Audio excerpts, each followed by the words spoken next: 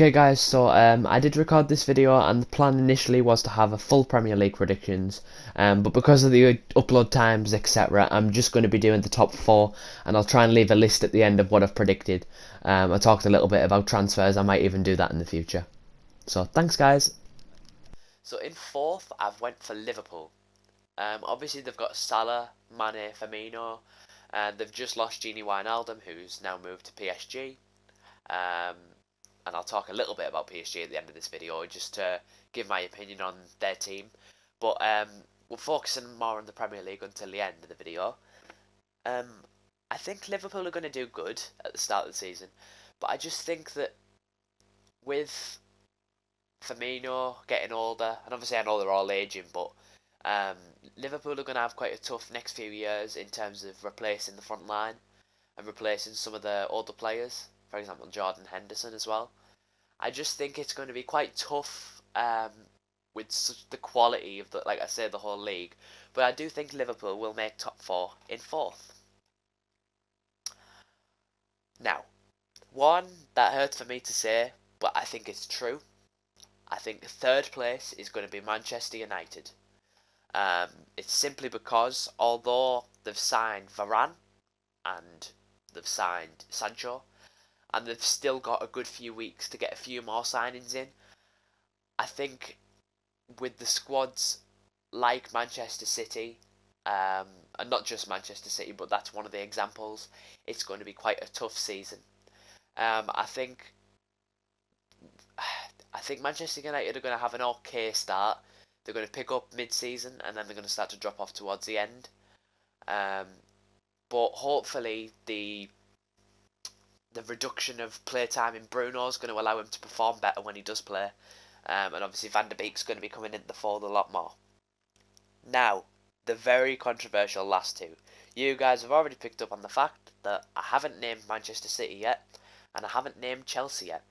And this is where the decision comes in. Despite the fact that Manchester City's team is a real threat, because you look at the likes of Grealish, Mahrez, Foden, the potential of Kane transferring, Gabriel Jesus, and then you've got, quality captain Fernandinho at the moment, and then Ruben Diaz and Stones excellent at the back with Walker and Zinchenko mainly in the fold.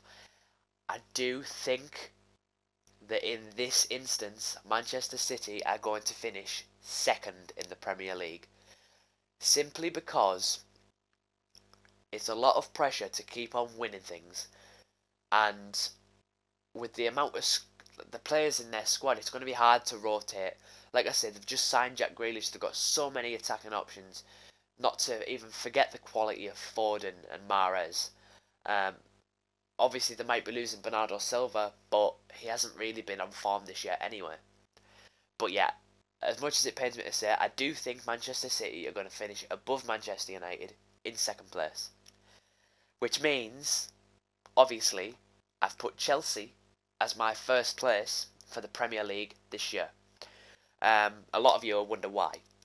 Firstly, I believe that the signings for the back, if Jules Koundé does end up being a transfer to Chelsea, it's going to do wonders for the defence and for the way they play. I also think Timo Werner is going to come out of his shell a bit now that he's had a year in the Premier League. I think, like a lot of people are saying the same thing, he's going to start to come out of his shell and perform a little bit. Not saying he's going to be like top goal scorer or anything crazy like that, but I think he's going to have a better season and he's going to score more than 5 or 6 goals like he did this year. And thirdly, the main reason you all probably know about is Chelsea have signed Lukaku. Now, I know that a lot of people are sometimes talking about Lukaku and have been quite angry because as a fan and a follower of Manchester United, I've never really been to a game of theirs simply because it's so expensive, and I plan to hopefully when I'm older. But he wasn't. He was quite average for Manchester United, and obviously he moved on. He's been absolutely sensational for Milan. Yes, he's not one of those strikers that can come deep into the field and play possession and like Kane does. I feel like Lukaku's more of a penalty box striker and can do more he can sort of finish off the chances where Timo hasn't been able to. And I think Timo's going to get pushed out wide just a little bit as well because of his pace, with Lukaku sort of leading the line more often. So providing that that Lukaku doesn't get injured this season, I reckon he's going to score around 20 goals in all competitions, so obviously including the Champions League, etc., which I also think Chelsea are going to have a good run in. But yeah, that is my Premier League predictions. I think Chelsea are going to win the Premier League. It's tough to really decide between them top three.